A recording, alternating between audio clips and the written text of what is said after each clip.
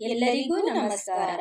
ಇಂದು Bharat Ratna sir M ವಿಶ್ವೇಶ್ವರಯ್ಯನವರಿಗೆ ಜನ್ಮದಿನದ ಹಾರ್ದಿಕ ಶುಭಾಶಯಗಳನ್ನು ಹೇಳುತ್ತಾ ಅವರ ಜೀವನದ ಸೂತ್ರಗಳನ್ನು ನೋಡೋಣ ಬನ್ನಿ. ಪ್ಲೀಸ್ ಸ್ನೇಹಿತರೆ, ನನ್ನ ವಿಡಿಯೋ ಇಷ್ಟ ಆದರೆ ಲೈಕ್ ಮಾಡಿ, ಸಬ್ಸ್ಕ್ರೈಬ್ ಮಾಡಿ ಹಾಗೂ ಶೇರ್ ಮಾಡಿ.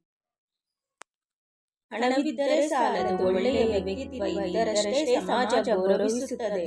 ಪದವಿ ಪ್ರಜಾಸೇವೆಗೆ ಹೊರತು ಸ್ವಂತ ಲಾಭಕ್ಕಾಗಿ ಅಲ್ಲ. ಒಂದು ದೇಶದಲ್ಲಿ ಖನಿಜ ಸಂಪನ್ಮೂಲ ಸಾಕಷ್ಟಿರಬಹುದು, ಅರಣ್ಯಗಳು, ನೌಕಾನೆಲೆಗಳು ಇರಬಹುದು, ವಿದ್ಯುತ್ ಉತ್ಪಾದನೆಗೆ ಸಾಧ್ಯವಾಗುವ ನದಿಗಳು ಇರಬಹುದು. ಆದರೆ ಮನುಷ್ಯನು ತನ್ನ ಮೇಧಸ್ಸನ್ನು ಉಪಯೋಗಿಸಿ ಕಷ್ಟಪಟ್ಟು ಕೆಲಸ ಮಾಡಬೇಕಾಗುತ್ತದೆ. ದೇಶ ಆಗಷ್ಟೇ ಸಂಪದ್ಭರಿತವಾಗುತ್ತದೆ.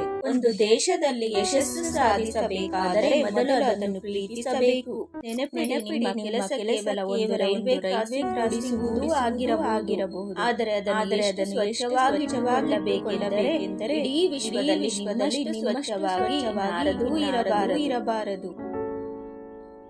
ಯಾವುದೇ ಕೆಲಸ ಕೀಳಲ್ಲ. ನಿನ್ನ ಕೆಲಸ ರಸ್ತೆಯ ಈ ಭಾಗವನ್ನು ಗುಡಿಸುವುದಾಗಿದ್ದರೆ ಜಗತ್ತಿನ ಅತ್ಯಂತ ರಸ್ತೆಯಾಗುವಂತೆ ಗುಡಿಸು.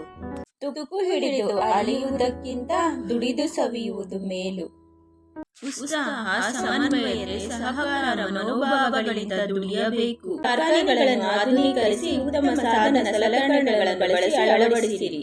ಉದ್ಯೋಗ, ವ್ಯವಹಾರ, ಸಾಮಾಜಿಕ ಪದ್ಧತಿಗಳಲ್ಲಿ ಗುಣಮಟ್ಟವನ್ನು ಕಾಯ್ದುಕೊಳ್ಳಿರಿ. ಶಿಸ್ತು, ನೀತಿ, ನಿಯಮಗಳು ಇರಲಿ.